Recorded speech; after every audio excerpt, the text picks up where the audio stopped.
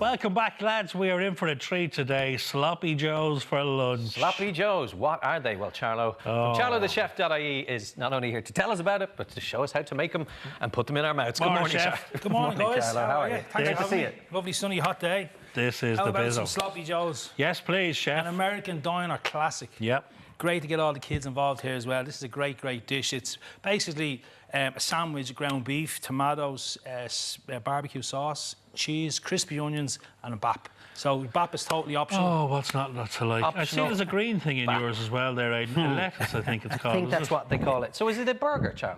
It is a burger, yeah, it is. You're quite right. It's a burger, but it's a different take on the burger.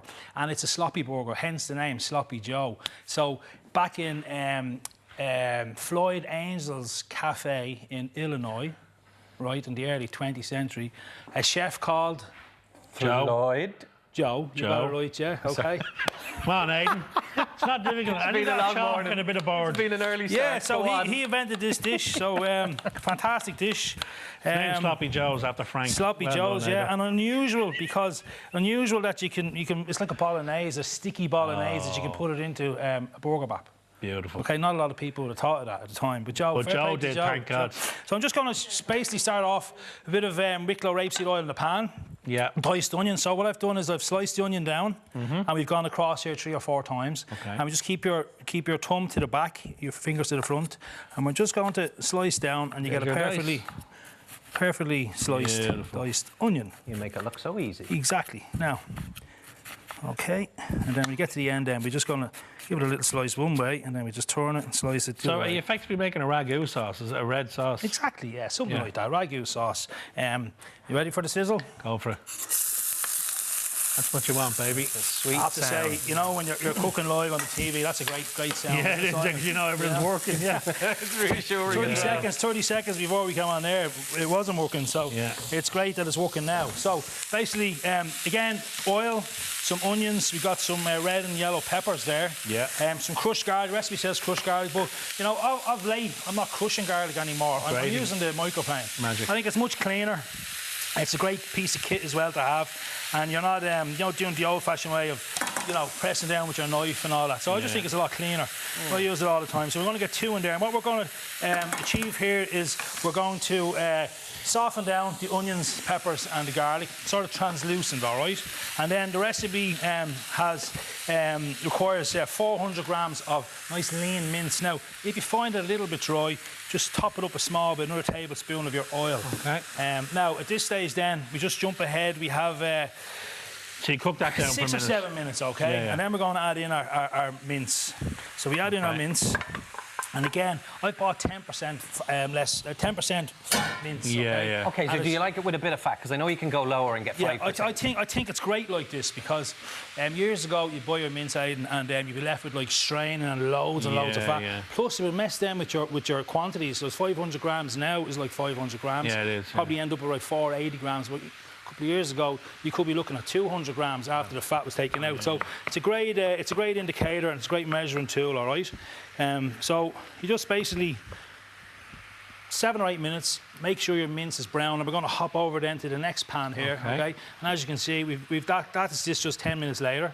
And we have all our mince brown. That's really important to get it all sealed and browned. It's cooked now. Okay. Now we're going to add a little bit more of the sauces. So we have tomato sauce. These are 2 tins of chopped tomatoes. Okay. And we have then. This is bringing the zing into the whole dish. This is a Mississippi barbecue sauce. There's loads of barbecue sauces available in the shop. Like, just pick whichever you like. But this one is really good. Real deep flavour, sort of a smoky flavour. Yeah. So we're going to add like 2 tablespoons. 1, 2, 1 for the road. Go on, son. 1 for the chef. 1 for the chef. Gets in there. A little bit of salt and pepper. And the trick now is to let this reduce really well. Reduce 10, 15 minutes, stirring it all the time. Okay. That's it.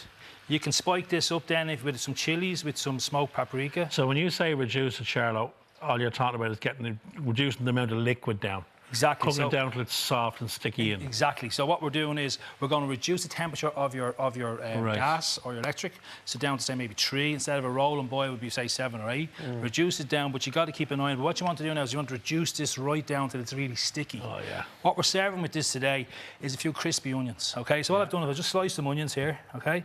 I have some flour. So in we go with some plain flour. Plain flour, self-raising flour is fine. Yeah. I have a little bit of baking powder. Now the baking powder gives it its nice crunch. Okay. A little bit of garlic powder. Oh, very clever.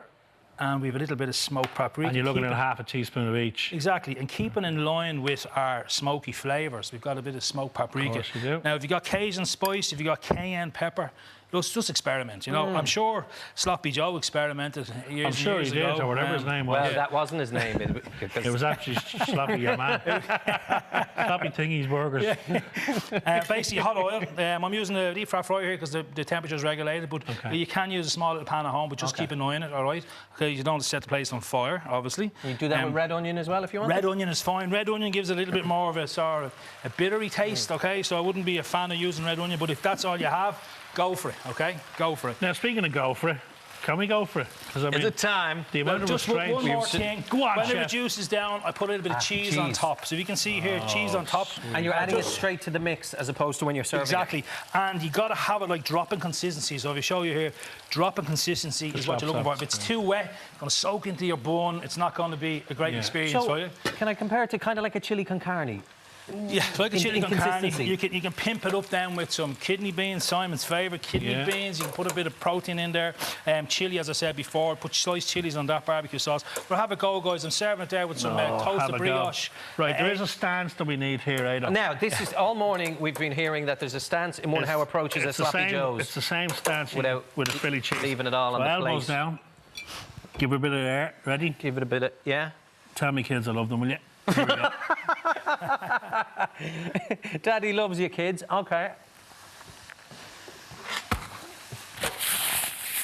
So you should be getting a nice deep barbecue-y, mincy flavour that's like amazing. It's like the best burger you've ever tasted in your life. Charlo, we're getting a lot, that's for sure. I've also served it on, you know, word. the hot dog baps here as well. Hot dog baps as well. Okay. We'll get to them in a minute. All right. Okay. So look, it's just a little twist on. That is sensational. Yeah, that's a Sloppy Joe traditional. And believe it or not, a load of the schools in America, I'm told, the kids are bringing them to school with them. No, the lunch boxes. Right, it mightn't be the Maybe we healthiest, said it, but Trent, however. maybe some- Charlo, it's amazing. It's indulgent and great beautiful. recipe. Full recipe details are, of course, up on the website. You can check out charlothechef.com for more recipes from the man himself. Great job, chef. Thanks, guys. Thanks for having me.